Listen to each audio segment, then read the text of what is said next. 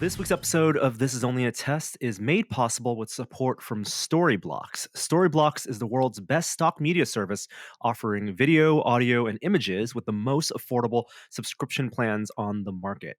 Their ever-growing library has over 1 million high-quality, royalty-free assets, so you can bring your content to life more quickly and efficiently than ever before. And with Storyblocks' unlimited all-access plan, you get unlimited downloads of everything in the library, so you can try out multiple options and find the perfect fit for whatever you're making. Level up the videos or podcasts that you want to make with media from Storyblocks. Learn more and subscribe today at storyblocks.com/only-a-test. Again, that's storyblocks.com/only-a-test. Hey, let's start the show. For Thursday, January 7th, 2021. Welcome to This Is Only a Test, the official podcast of Tested.com.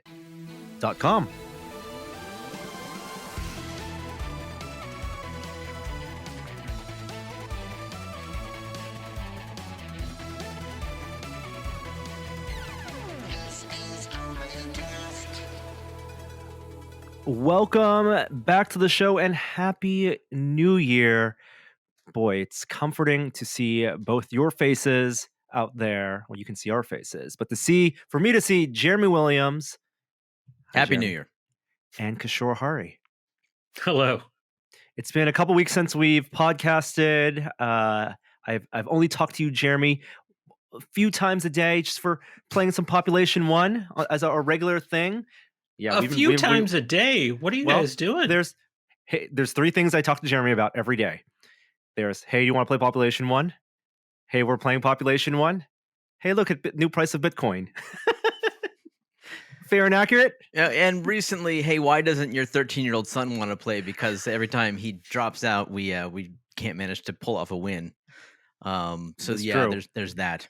Yeah, I think I said now I have a much better sense of what it felt like to be Will 10 years ago when we were playing TF2 together.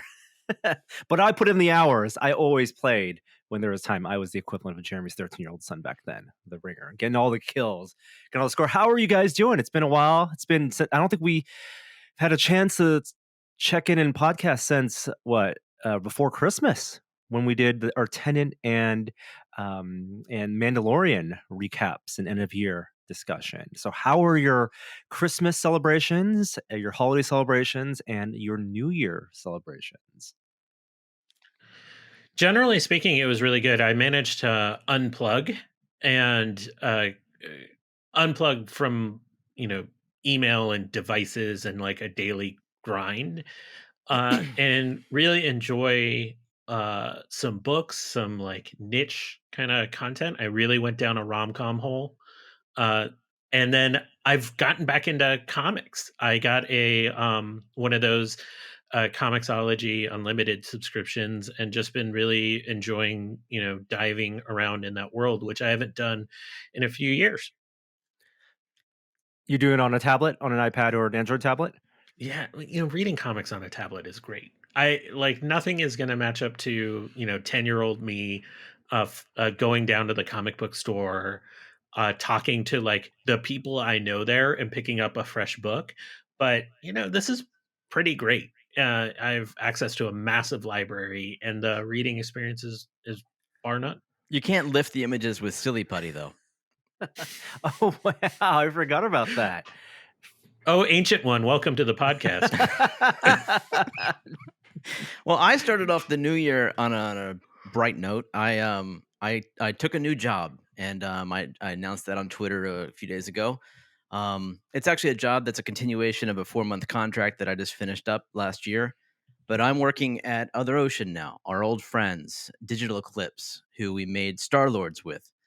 And that was one of the best experiences of working at Tested, was making that very long, like 7-part documentary series about making an arcade game from the ground up, original design, with Sean Charlesworth and Zach Radding and Mike Micah and Kevin Wilson at Digital Eclipse. And that was such a good experience. Sean and I continued to work with them on a project called Tank Ball. And then that just rolled into, why don't you just come work? So me and my friend Dave Reese, who we worked together at PC Gamer and at PlayStation Core, he found himself available, and he and I got hired up, and we're now working full time making video games. And I could not be happier. It's like the best way to start off a brand new year. That's incredible. Congratulations on that.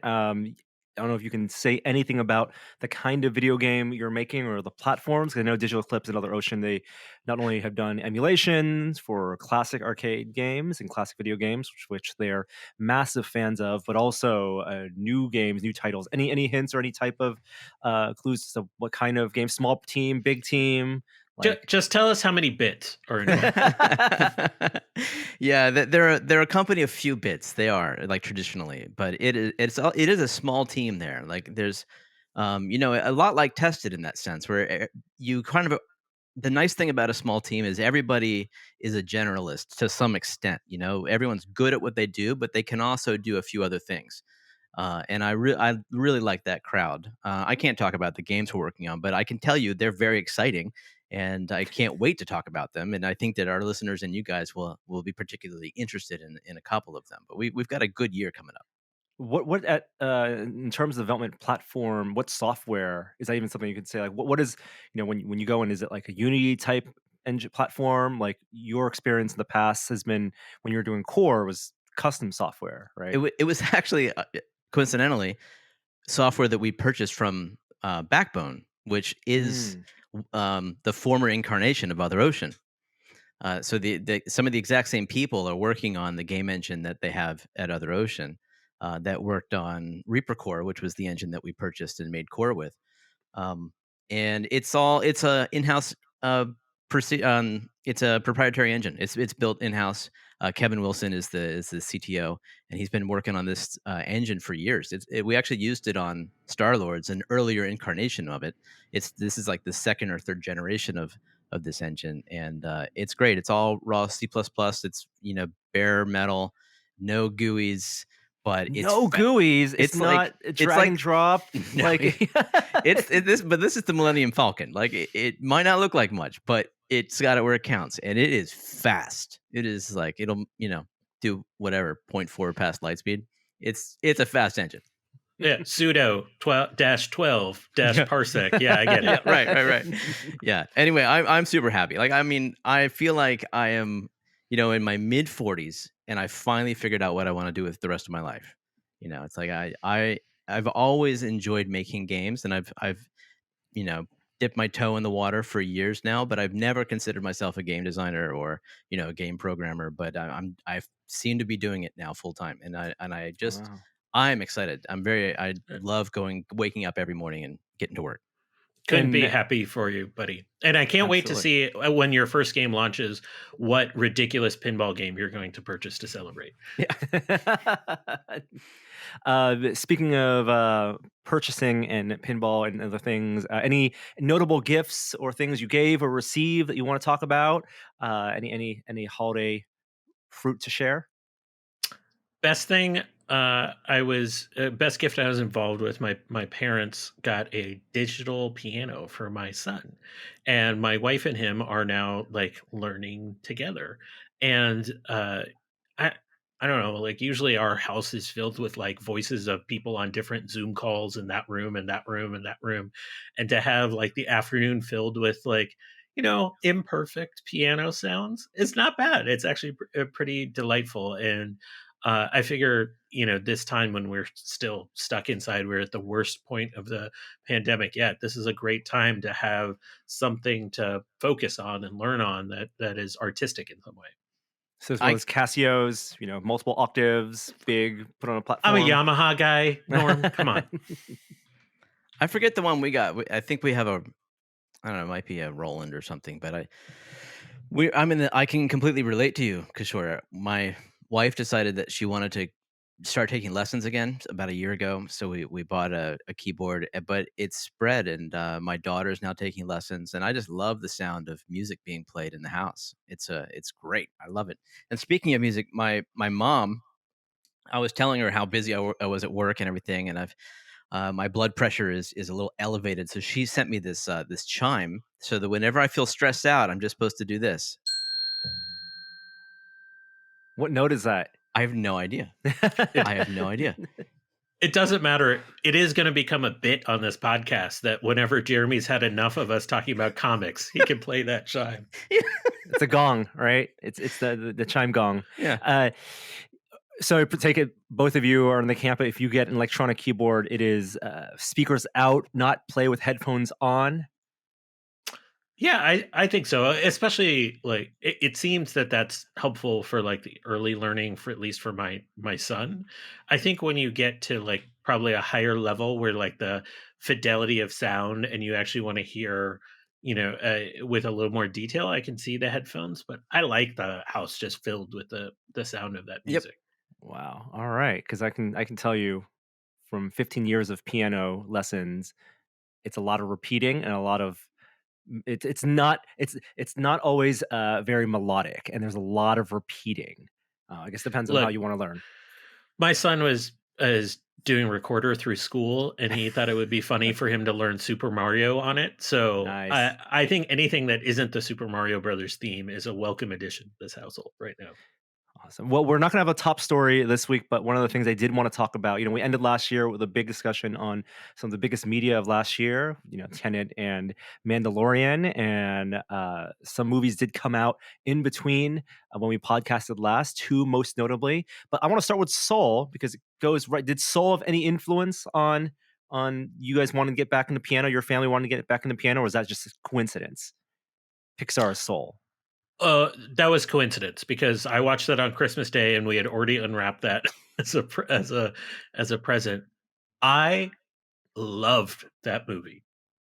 It was like the perfect note to hit the end of the year where I mean there's so many points in the last 10 months where I felt like aimless and I felt my depressed at points and still do. And to have a movie just like remind me that like your work doesn't define you, your purpose doesn't define you. There's like a joy in just you finding those moments in life. Uh, I thought that was a good note, and it didn't try to do too much with a subject that would be really easy to do too much with. I think they attempted to do a lot, and they managed to do a lot, both technically and from a storytelling perspective. This is, of course, Pete Docter's latest film. Inside Out was his most the one he did previously. Previous to that, Monsters Inc. and Up. High Up. concept, very high concept for Up, and Inside Out especially, and that those are beloved films in the Pixar community. So a lot of expectations for Soul, and as we talk about on the podcast, kind of. The anticipation leading up to it was had this, the Disney Plus of it all, skewed our expectations because we didn't know if that meant Disney didn't have confidence in it, and it was the first big cinematic Pixar film that no one would be able to in the U.S. watch in theaters. So Jeremy, being the resident big Pixar, longtime Pixar fan, big Doctor fan, how did it play for you? I feel like sure I loved it. I didn't. It's hard to compare it to past Pixar films besides Onward, maybe because we didn't get that going to the theater experience, which is a part of it. It is a part of what they designed those movies to be experienced as, and as we've always experienced, films up until 2020. And so it's hard for me to compare it to Inside Out, but I don't think I liked it as much as Inside Out, or maybe even many other Pixar films. Although I did like it, it just I think what I took from it was different than its expressed message. I don't know. I don't want to get into too many spoilers, but what I got from it, what I took from it was, um, don't let other people's interpretation of who you are become your identity. Mm. Rather than what I think is more like the expressed message is like don't search for fulfillment in one thing, or think that you know what that is and treat that as your sole pursuit. um but I did like it, and I thought it was beautiful. I liked the acting, and the animation was absolutely just gorgeous. But I don't know. I watched it again, and I kind of stopped halfway through. I was like, okay, yeah, I like this movie, but I'm not Wow. I'm not like, it's not my favorite movie. Look, I don't think by any stretch it's the greatest Pixar film ever made, but I think it hit a moment. Like I think it matters when you see a movie, like the context you live in. And I think this hit a moment perfectly. And that's why it kind of catapulted to the upper echelon of Pixar movies for me, purely because of the time we live in and the way I watched it and who I watched it with. Yeah, Y- it's interesting to think of it that way because they work on these films for 4 years, and they couldn't possibly have foreseen no, 2020. And by the totally. time they were in it, they would have been so deep into production that so little could change. And yet Yeah. it did resonate as like a punctuation mark at the end of the year extremely well. Even that the very first moment of the film when they're playing the Disney theme over top of the castle, and it's this just completely destroyed version of the Disney music that you can't even believe the Disney execs let through because it's hard to listen to. It's like a middle school, high school band, you know, Discordant. Yeah. trying to do their best to play the opening Disney music, and and it made me laugh because that was I felt like the 2020 version of the opening of a Disney film, and I just thought that was hilarious. It definitely read, and maybe unintentionally, but very much like the recorder fanfare, that meme with Right. 20th Century Fox, the doo, doo, doo, doo, right? But of course, that was unintentional because they were just leading into the opening scene of the middle school band playing, and Disney has done that before. When we watched Hamilton over the summer, they had the fireworks in the Disney opening be set to the Hamilton the beat. Um, and it's interesting you mentioned the perfect movie for the end of the year because a lot of people were saying the same thing about Wonder Woman 1984, and we'll get to the kind of impressions of that. And that one ended on a very positive, feel good message, or at least hopeful message for humanity, but may have been a little too heavy handed. And even though overall a very positive and uplifting movie, Soul was positive in a way that was also very existential and contemplative, in a way that Pixar is very known to be. Onward, also a very interesting comparison because obviously these teams, Pixar as a company isn't just a single entity of animators and storytellers working on one film at a time. They have multiple projects, and now more so than ever because they're doing TV shows as well. The shorts, Spark Shorts projects, which is their series of short films. Multiple films, 3+ films at various stages of development, but two films directly compare and contrast and coming out in 2020. Onward, I feel like very I like the film, but I feel like low on the the rewatchable or my list. If I was going to rank a list of favorite Pixar films, and that's not to say it's not a good film, but Onward I think succeeds in being a very cohesive. It is what it knows what it is. It's like an adventure film for kids with the classic heartstrings pulling message at the end and a universal feeling at the end. It does that very very well, but again maybe didn't resonate with me as much. While Soul is so ambitious, I think it's almost an art house film that they got Disney to spend $200 million to make, or however much they spent to make, because it's like two films. Like structurally, I don't want to go into spoilers, but there's a whole part of the film that's aesthetically and story wise told in the afterlife, essentially, or the great beyond, however they want to describe it, which is visually so different than the stuff set in the real world. And it used to be, I think, previous to Inside Out, Pixar films were not set in the human worlds. I think Inside Out was, you had some Andy and Andy's mom in Toy Story, and Inside Out had the parents and Riley the girl, but this was set in New York, 2020, full humans realized, designed, and that was so beautiful. The technical, the technical aspect of just the piano playing, right? The finger movements, hands are hard, not just in comic books, Could but we talk hands are about hard. all of the instrument playing, like the drums, the Yeah. bass, the sax? It seemed like every finger was where it was supposed to be.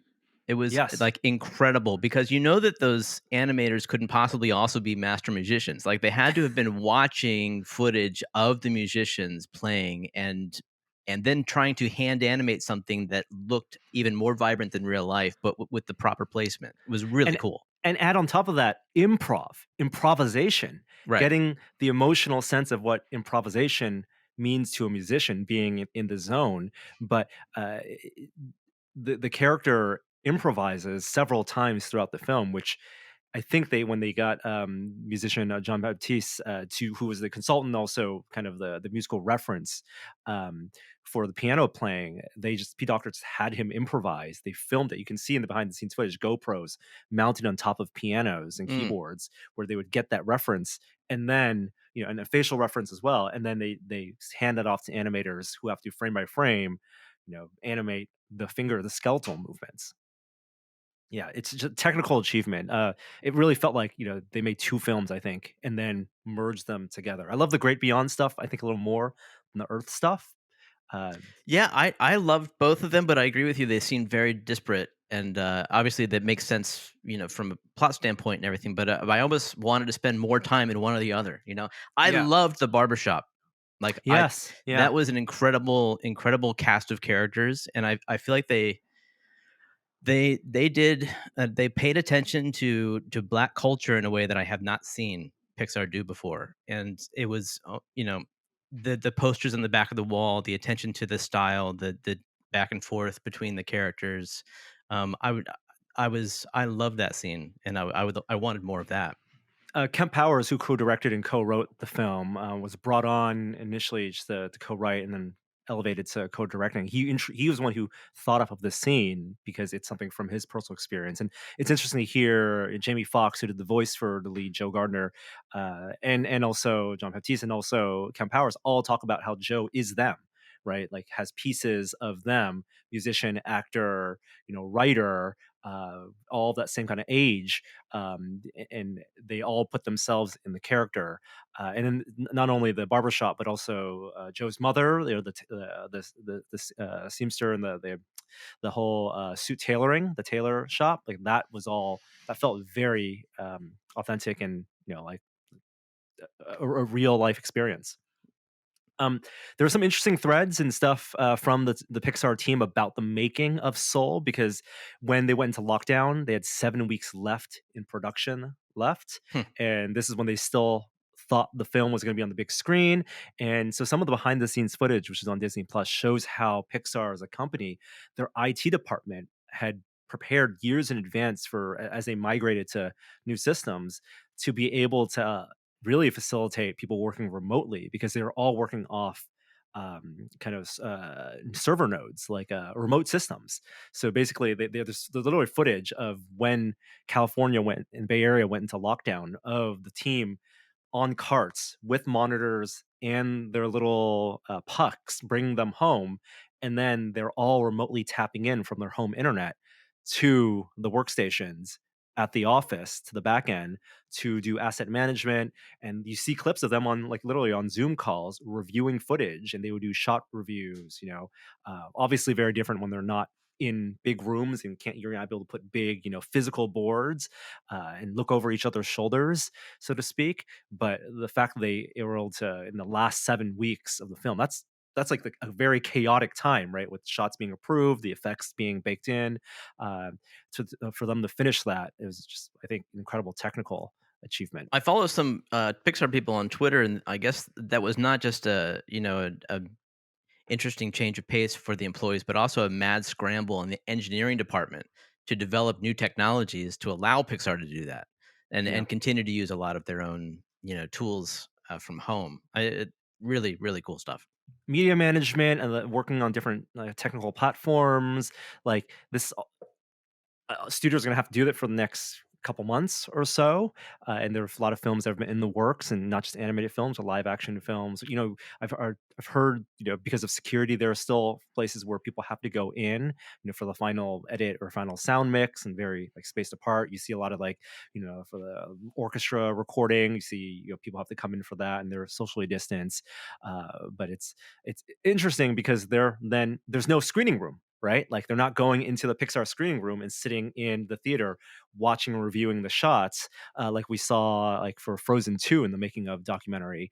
But then they're also now making a lot more stuff for the smaller screen. I think Pete Docter talked about in a recent Hollywood Reporter interview how, he was taken by surprise because Bob Iger called him halfway through the year and said, "We're going to put Soul out on Disney Plus," and they had mastered every shot as they usually do, with the big screen in mind. And who knows what that means going forward now that they've announced that all the Pixar films will also really bolster the Disney Plus catalog. They're doing TV show stuff as well. Something that was interesting is, we think of Pixar as being very, not just the great storytellers, but being like technically on the forefront with their rendering.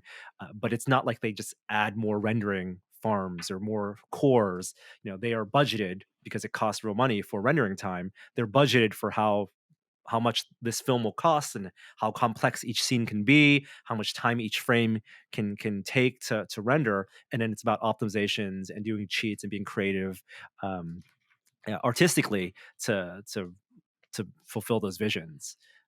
Yeah, that's why I think the Great Beyond stuff just artistically was so unique with the 2D Picasso-like characters, even the Characters drawn with a single line. yes, and they did like wire characters and lit them with shadows. They drew like dramatic shadows as a way to experiment, and then fluidly had them animate on a 2D plane. It reminded me a lot of that the Day and Night short, right? Yeah. Where it was just a 2D character, 2D silhouettes with 3D inside and beyond them. And then the soul beings, right? When Joe and 22 are these little like yellow or blue blobs, right? Those are volumetric characters, so they're not like polygons with shaders on them. They're like volumes that have to have light pass through them, and then they have to be tweaked in certain ways so they can have things that are still solid, like their mouths and their eyeballs. But you don't want to see like the horrifying, like what the inside of a mouth looks like when you're on the other side. So all these like, little fascinating technical things. It's all being shared on Twitter. I'll include some links in the show notes from some of the Pixar artists. But that's why I think Soul for me, like it really stuck out as a technical achievement. The music too, Trent Reznor, Atticus Ross. Yeah. They did the Watchmen soundtrack. And When I saw Trent Reznor worked on this and during the end credits, I said, "What? It's the same guy who did the gorgeous. Quake soundtrack?" Well, Yeah, you should watch the Trent Reznor episode of Song Exploder on Netflix, where he sits down and talks about Hurt. It's just an amazing half hour. I didn't to know there hear was a new his- season yet. Trent Reznor and Atticus Ross as a composing duo have done some of the most memorable soundtracks in the past 10 years. I think Social Network was their first big breakout. And if you listen to Social Network, it's like that classic, that opening shot when Mark Zuckerberg's running across the Harvard campus and it's just the piano, bum, bum, bum, bum, bum. It's like haunting. All that they did the Watchmen TV show soundtrack, all the episodes, and those themes are so memorable. And so for the Great Beyond stuff, there's that. It's not a spoiler to say, there's one scene where when Joe finds himself in the Great Beyond, he's on the escalator, right? And he jumps through the escalator, and that's the opening credits scene where it's like really warped out. Like that is where the music comes in, and it's where I'm very lucky enough to have a good sound system. I turned it up, but this is one where it was in Dolby Cinema with Dolby surround audio, like Atmos audio. The sound mix and the sound design is so fantastic on this film. Yeah. Other film, Wonder Woman 1984. We're not going to talk as much as length about that. I'll say, I was very much looking forward to this. I think I think it did not do what I want the film to do by the end of it. And the part of the film I love the most is the opening 7 minutes or so, which is set on the mascara. It's free on YouTube. You can watch that opening sequence, and then that IMAX shot, like Olympics challenge that young Diana goes through, is probably my favorite part of the film. I just remember a month ago when we talked about it was going to be released on Disney Plus, and Kishore said, "I wonder if that means it's going to be bad or not Disney Plus, HBO Max." And you said, "No, it's not. That's not the case. It's going to be good." You were very confident. I'm so sorry that you were disappointed because I know you had your hopes up for this one.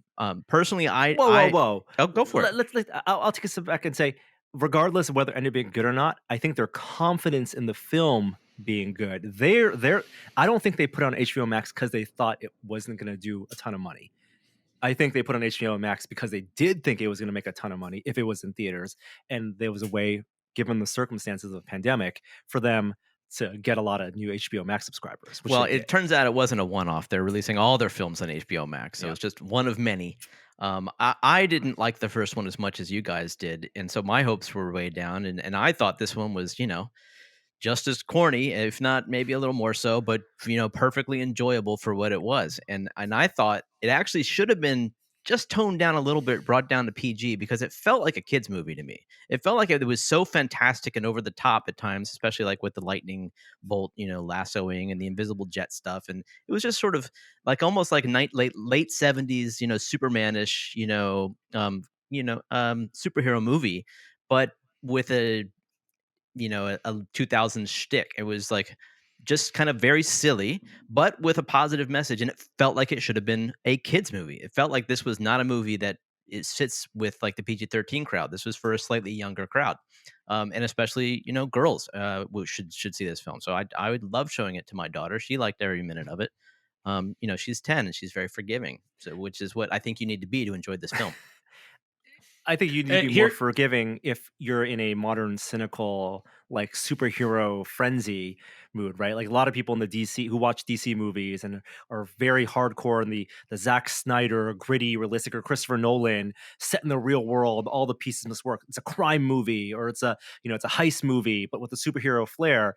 This one definitely has more of a Richard Donner first Superman Mhm. type look, including like the stuff that doesn't make sense. You look at Superman 1, right? Superman flying around the Earth backwards to turn the Earth back to save Lois Lane.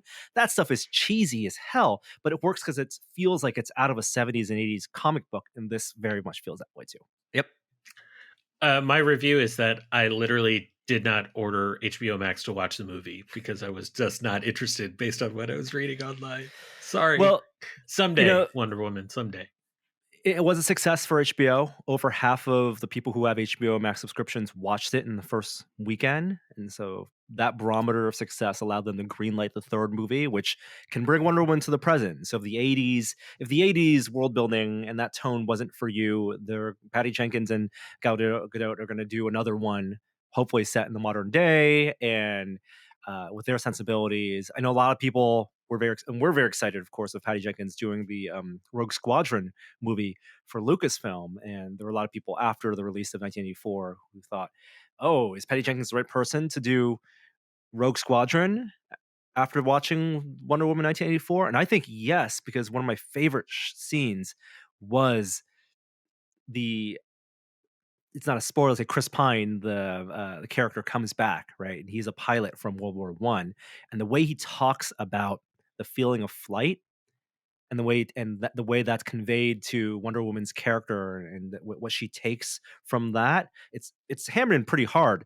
But that is a watching that after realizing that Patty Jenkins has wanted to make a fighter pilot movie for the longest time, as she talked about in that Star Wars announcement, made total sense. And I'm really excited for her to dive deeper into that feeling, that kind of Top Gun, what it means to be a fighter pilot, what it means to be, to be free that way, to fly, and bring that to Star Wars. Yeah. Uh, let's do a quick pop culture news segment, I guess, because there's a few bits of pop culture I want to talk about.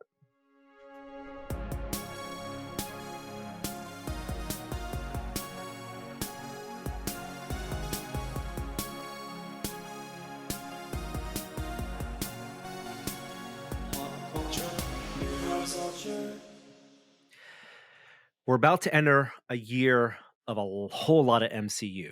We had almost no MCU last year, no Black Widow film. The TV show is pushed to 2021.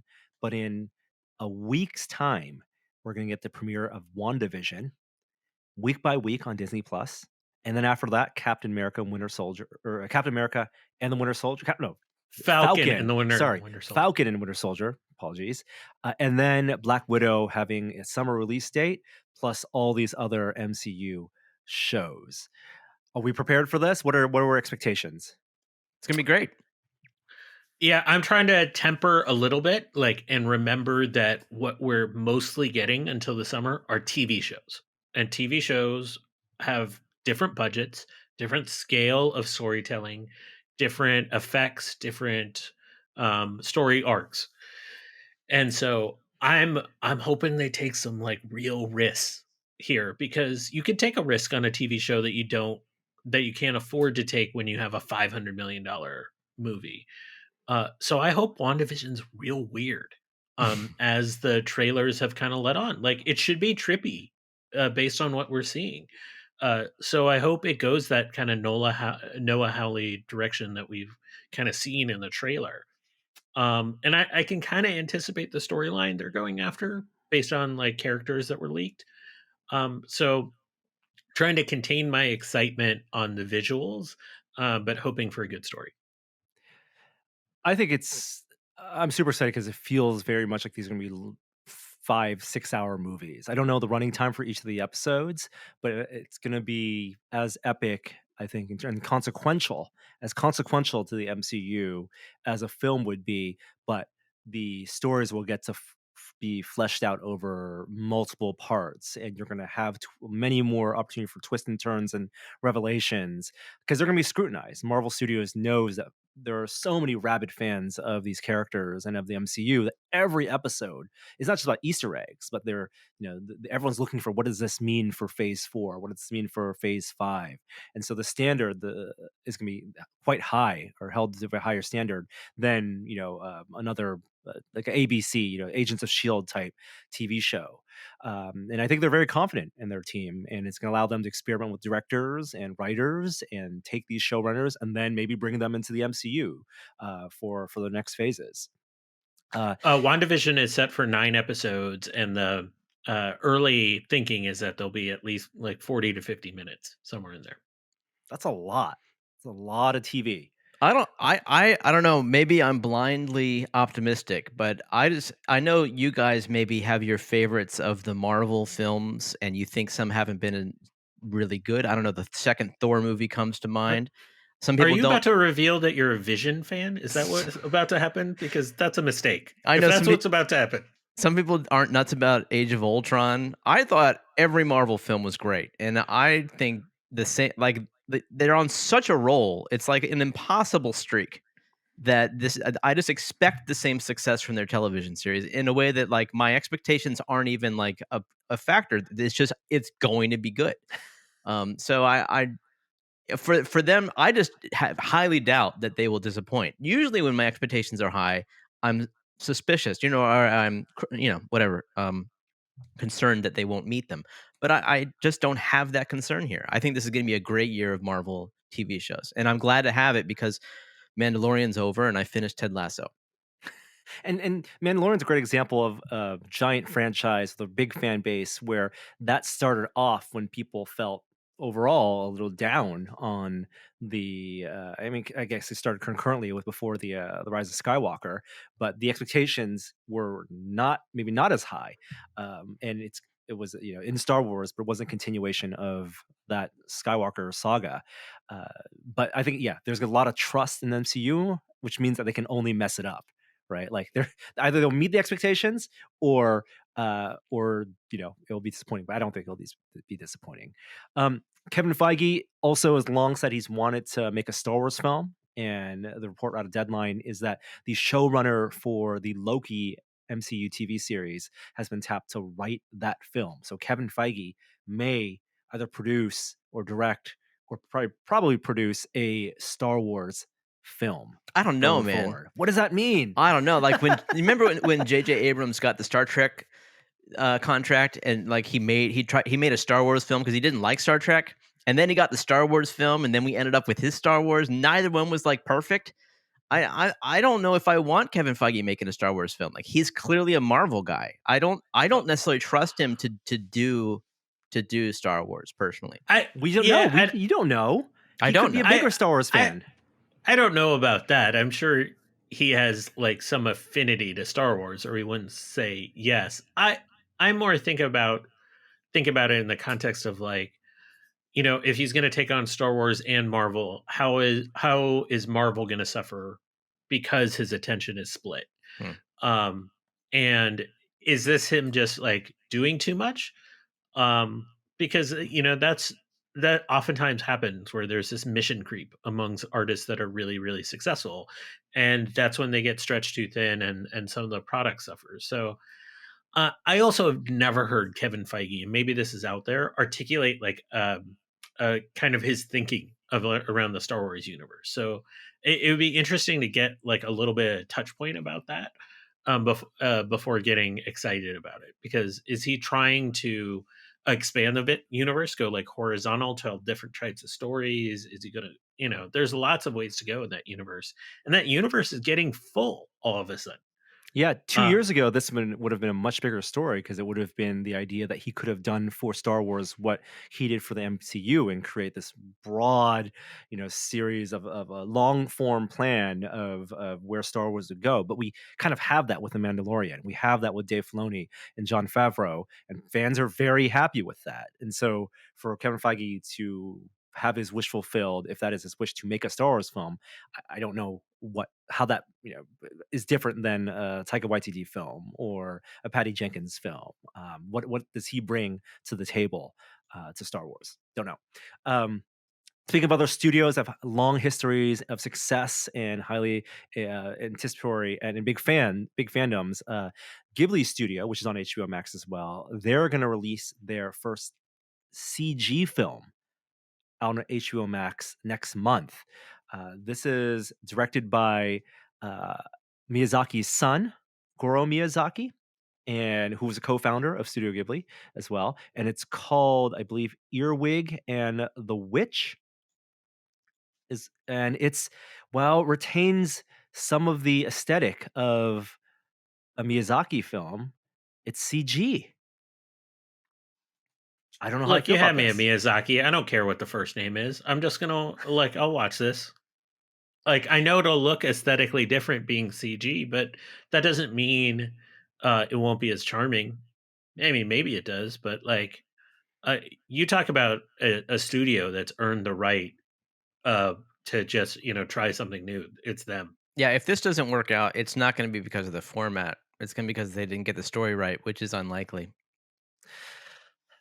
I do think that though, if this studio hasn't had a ton of experience working in CG, I think of when Aardman went from just there is something inherent in the process of making a film, the physical aspect, whether it's drawing, cell animation or doing hand done claymation.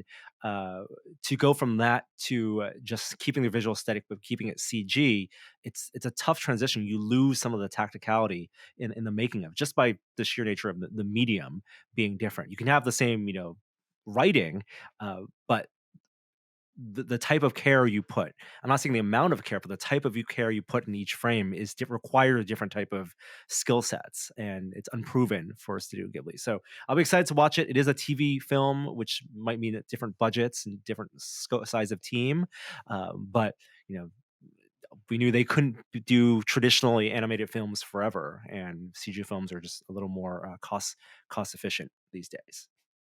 Uh, One last thing I'll mention: did you guys see the trailer for Lockdown? This is an Anne Hathaway and Chiwetel Ejiofor film. It's one of the Yes. first films set in the lockdown of 2020 and filmed late in the lockdown of 2020. I believe it's coming also for HBO Max.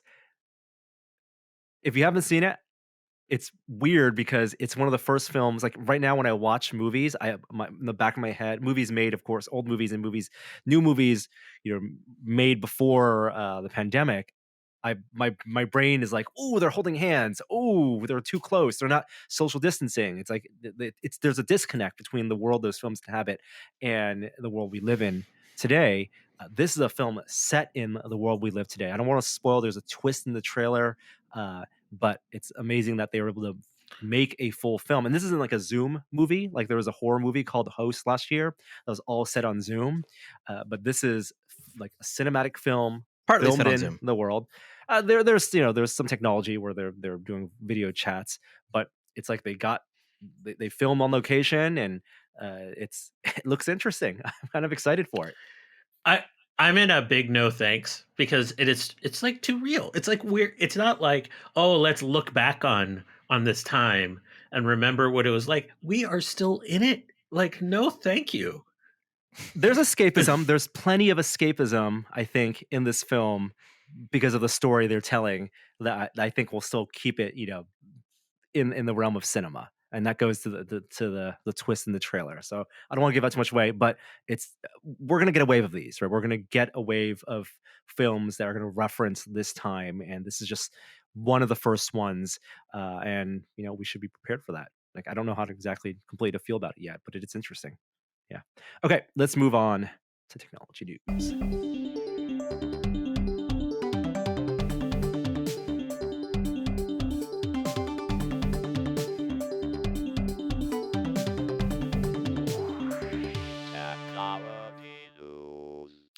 I just want to say something that's even more weird is that CES is next week. Yeah, are you going? No one's going. No, I'm not going to CES. I actually have no idea what Vegas looks like right now. I don't. Part of me doesn't want to know because it'd be terrifying to imagine. I remember seeing the photos from in spring of last year where Vegas was completely empty. The strip was empty, but I think things have mostly resumed back to normal with new measures in place. But there will be no CES in the Las Vegas Convention Center. It's going to be completely virtual convention. I don't even know what that means, but they got 1,000 vendors to pay to do virtual time slotted presentations, live streams, and this is about a fourth of the number of vendors they had in previous years. I don't know why vendors would do it other than to continue the relationship with the CEA because they can do their own press releases and their own briefings at any time. But timing wise, it's going to be a time when companies will show off their new TVs. There's going to be no big video wall. Like I don't know, I have no idea what to expect from a virtual CES. Okay, look, I'm going to say something I've never said. I'm really excited about this. I understand we might get a grainy picture of a super high resolution TV, and that none of that makes sense. That sentence, but I also am excited just for the distraction of seeing like wacky kind of new ideas out on display. I'm assuming we're going to see like a fleet of televisions, probably like a next generation OLED TVs. We're going to see cars, and that like I'm excited about seeing some weird electric cars kind of displayed. We're probably going to see a lot of gadgets related. If this first week of 2021 has taught me anything, it's that everyone's trying to talk to me about my mental health, probably for good reason. And I'm betting we're going to see a bunch of stuff about like mental health and well being through gadgets. Now, I'm not a believer in a lot of that stuff, but I'm excited to just see what sort of emerged and actually get connected to some sense of creativity in this space again. I don't know. Maybe I'm just speaking about how depressed I am generally about the world. That I'm like, hey, I'm excited about seeing wacky stuff out of CES. It's really sad. I Go think it's ahead. interesting that they're for once going to be a consumer facing experience because the CES, despite the name, is really an industry event. And if consumers catch wind of anything, it's from reporters who go there and relay it on their blogs. But this is going to be watched by consumers, I think, predominantly. And so I'll be curious to see what that looks like, and if it's just it runs the risk of being too infomercially, because it That's doesn't go through that critic filter. Yes, and without the critics able to be there and evaluate the things on hand, then we lose so much of the journalistic lens to evaluate and put these things in context when it is just a live stream. And even when it's a live stream, you lose. They're not going to give the weird stuff front and center. You put that alongside the same time slots as your big Samsungs or your big LGs. The fact that there is no floor, the kind of atmosphere of the floor, the chaos of it all, uh, is part of the appeal. Financially, it doesn't make any sense for them to have a show floor, even to do camera stuff remotely, as some people have tried to do with conventions. I think about a lot of the pop culture conventions we didn't have last year and how those organizers tried to make up for that. And this is the first test of that for a consumer electronics event. Uh, You got Hopefully, to do a stand up, Norm, where you like turn a camera back as you're like in front of your screen. Like, hey, it's Norm at CES. and do the live And you interview like with the Zoom. unpause a video as if you're Yes. interviewing them. Yeah, I'll get a telepresence robot, have it next to me, and the reps can dial in to a Zoom link. There are a lot of time slots. They got to come to me for us to do an interview. Yeah, at the same time. For example, Samsung is expected to have their Galaxy S21 event next week as well. Did you see pictures of this thing? It looks like Yeah, a freaking spider now. It has so many like black circles on it. in the back. You're talking about the camera thing, right? Yeah. Where the camera array, it's not only multiple lenses and a different focal lengths, but also light and sensors. Yeah, I mean, we're eventually going to get to the spider eye look. Remember, there was that like kind of prototype camera which combined like 17 different lenses and stitched them all together at different focal lengths to give you a massive wide angle megapixel, digital zoomed image. We're eventually going to get there, right? With good calibration on those cameras. I just don't know, it people I'm not excited about this. Are people excited? Like people seem to be pretty if without the ability to go into the world, like what are they going to show? What are people going to take photos of with this thing? uh, Front facing camera, just improve the front facing camera. Better for your Google, Google Hangouts calls and your Skypes and your Zooms on your phones. I think the same for CES. A lot of that novelty tech will unfortunately be like pandemic related, which may only go so far. Hopefully for this year. Yeah. um a lot of what companies are also doing are sending out prototypes to people, and I was able to get a prototype of that Looking Glass holographic display that we talked about Hmm. on the podcast. Actually, I had to send back that prototype unit back to them earlier today. But I'm super sold on it. I Yeah. love it. And It, did you try it taking is your own photos? so I didn't get access to the software, so I emailed them a bunch of portrait mode photos from the iPhone 11, and they converted them. So I don't know how long it takes for the conversion. And in fact, they just announced today that they were doing a cloud-based service, so you can do some computer learning and upload any photo without a depth map, and they will convert it to some type of Minority Report style 3D image, light field image. But that's going to be a service where they may give you some for free, and then you'll have to pay to process each image because it's very computationally heavy. But the simplest way is going to be, the Android phone or an iPhone, take a depth field image, upload it to the software that you download, convert it. Hopefully, that's a very streamlined. You can do it batch process and then upload it to the picture frame. Well, how'd The they photos are look? good. They look great. They look great. I mean, like they're not true, 3D modeled image. It does look like they've grafted a flat photo on top of a 3D model that they extrapolated from the depth map, right? So you can't look behind. There's no true occlusion, Right. right?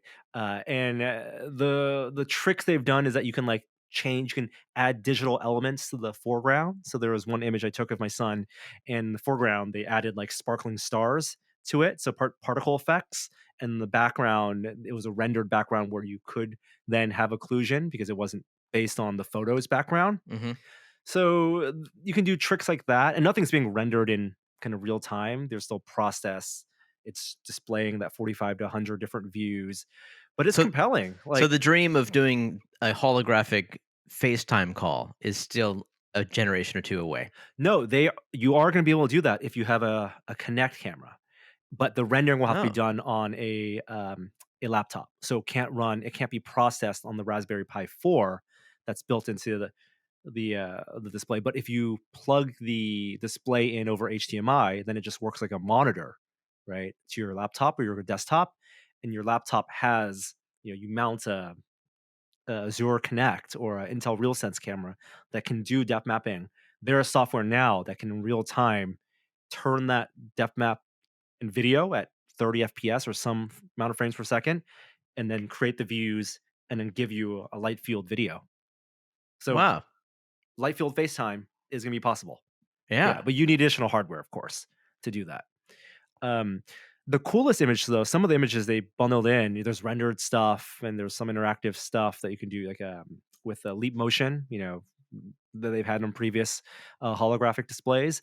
But the best stuff was the kind of multi-frame photo that's stitched together. So think of the Matrix bullet time camera setup, but instead of an array of 50 cameras on a rail, you do it, either a static object or you have your subject stay still and you have one camera take 50 different photos or 100 different photos along a rail at set intervals, ingest those photos into the software, and not only do you get stereo because of the distance between each photo, but you get a much truer light field image because you're combining, several hundred photos. And so an image that's displayed all at once. And does that allow you to have true occlusion where you can True actually? occlusion, yeah. And the demos, the images they had, the samples gave you true occlusion where you could see like behind a head, a shadow, or they had images in the foreground like a magnifying glass. And if you move a certain way, then you could see through the magnifying glass and see the enlarged image behind it. Wow. That stuff was the much like the highest resolution stuff.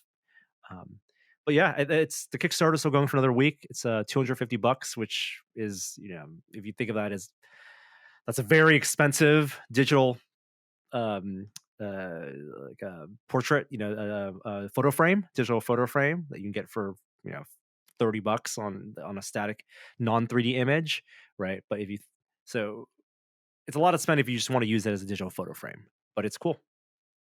Yeah, and the field of view at about 58 degrees is wide enough that if you're standing like 5 feet away, you can walk around it and don't feel like it's gonna just turn off when you're out of the axis. I Off didn't axis. realize just how much of a software company they've become. For obvious reasons, I think of them as hardware developers. Generation after generation, they've made something interesting in that space. But this one seems like they've gone real deep on the cloud processing. Yeah, and they've partnered with third-party companies to for that software processing with their plugins and Unity and real plugins. But yeah, software has to be a big part of it. And apparently, there's a big community who worked on who've had their developer kits and prototypes in the past, who on their Discord share a ton of their own generated images or plugins or weird things that you can do to make better use of this. So they're piggybacking off of a lot of that too, which is very neat. We're running low on time, so Kishore, any moment of science? You want to skip it? All right, then let's just do, if I can cue up the music, we'll do VR. No one's. Oh, I'm going to play the VR. Jeremy, did you want to say something? I was just going to ask if no one's making a video game for that frame, are they? They have interactive. They have interactive games in the past in their previous wide landscape orientation. But Okay. basic games, and there's USB for Bluetooth input, or USB for not Bluetooth for controller gamepad input. No Bluetooth input that I think. There's Wi-Fi built into these things, Okay. and like Leap Motion, so you could make a game for it, Jeremy. That'd be very cool. I'd encourage it. All right, here we go with the VR minute.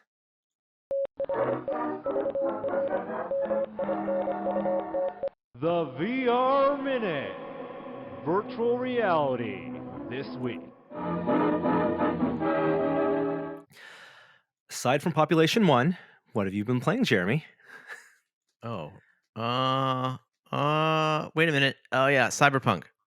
But You played Cyberpunk? only That's a not half VR hour. Only a half hour of it. though. Is it a game you wish was in VR? Yeah, of course. Who doesn't? Like everyone wanted this thing in VR since they heard about it. Yeah. But in terms of like, oh, let's just add VR support. Yeah, I understand. You can't just do that to this game. No.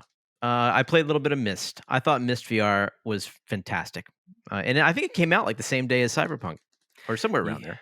Yeah, that's one where I don't want it to get lost in the launches, and it's a weird sell because it's such a nostalgic play. It is the recreation of the original Myst, but in VR, which seems like the fulfillment of the promise of that game. Right. But so much of the visceral reaction to that game are from people who played the original Myst and remember the AV of it, right? The rendered graphic, the rendered still images and animations, along with the sound design of the original Myst, and that being in spatial audio now, people are like having these really intense sense memories of playing the Right. CD-ROM game. Yeah, yeah, yeah. But what does that mean for new players? I think well, I don't know. You're right. I don't even. That doesn't concern me. The market for VR is still very small. Although I guess the number of Quest 2 users has already surpassed the number of Quest users. Like it's doing extremely well, and that's great and it bodes well. But we're still in the days where if you can have a game with anybody in VR, great. Let's have that game and move forward to the next thing and keep experimenting. But I just think it's interesting that Myst was a tech, hallmark of the CD-ROM. God, what 25 years ago, and now once again, it's a tech hallmark of a brand new technology, and it lends itself perfectly to both of them. Well, in the same way that Quake, Quake for VR, when we played Quake and Doom and those mods, those unauthorized modifications, we were able to fulfill the promise of what those games and what John Carmack and Michael Abrash wanted to do when they made those games, which was create a kind of virtual reality, Right. network virtual reality, except back then interface only with keyboard and a screen, and now full field of view and motion controls. I hope the trend of porting old games and classic games, even more recent games, to VR continues because the assets are all there. We talked about it with games like Payday and Hitman is the latest one. Hitman 3 for PSVR. There's a trailer for that. We know it's not something you can just graft on to the interface. There's going to be a lot, but maybe the simpler the game, like the simpler the interactions, where if it's a straight shoot 'em up like a Doom or a Quake, or even just simple interactions like Myst, I want to see those more of those ported. Flight Simulator, another game that technically got ported over because they're traditionally just on flat screen, and the new Flight Simulator has VR support now. I haven't booted this up yet because the performance concerns are like it's one where a lot of people had experienced really bad frame rates with this game, especially with the latest NVIDIA drivers. So one tip has been to roll back your NVIDIA drivers to previous versions to get better frame rates. But I'm still waiting for a 3070 or 3080 so I could play this adequately on the Reverb G2. And then Medal of Honor, that did come out last year. It's been patched many times since. There's some new developer commentary. One of the game's level designers, Alexa Kim, posted some YouTube videos, and Polygon has a report about this that shows how they went from the early block, spacing of the VR design to filling out with art assets. And watching those videos, it gives me a much better sense of like the difficulty of making this kind of narrative VR action game, and decisions they made in terms of the NPC interactions and the shooting counters, where it was really kind of like, it really felt a lot like old school traditional film game design, which I don't think tapped into what VR could do for an action game or a war game or a franchise like Medal of Honor, which led to some of my disappointment with it. But it's a lot of effort put in that, and the game performs better now with the new patches. There are more graphical tweaks, so worth checking out. I think that's it. Anything else you guys want to mention? I just want to say this has been a weird week and a weird year. Already? What? Yeah. Yeah, I saw someone tweeted, I want to cancel my subscription to 2021. I've experienced my free 7-day trial, and I'm not interested. Yeah, I think that sums it up well for me too. So I just think we're going to continue this podcast to hopefully be a welcome distraction for all of you in this weird time. We know the next couple months are going to be really hard in terms of the pandemic here in the US and in Europe. Hopefully everyone is taking care of themselves and their loved ones, and hopefully we'll get an extension on the free trial so we can finally re-up on the year. Refund. Ad supported only, Peacock style. That's a service that I have no interest in paying for. How much Office do you want to watch, guys? All right, we have an outro this week also from Great Job. Thanks, everyone. Happy New Year. I just wanted to say it's good to see your faces. And yeah, we'll have a lot more stuff to come for us this year. But until then, here's an outro from Great Job. Hi there, I didn't see you. Tested.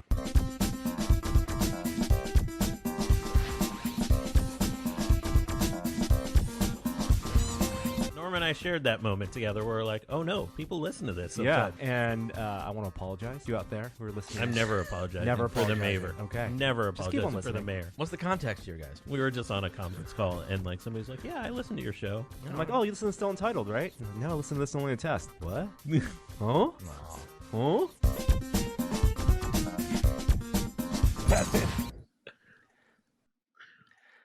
What All call right. was that? I don't remember. Yeah, neither of us remember.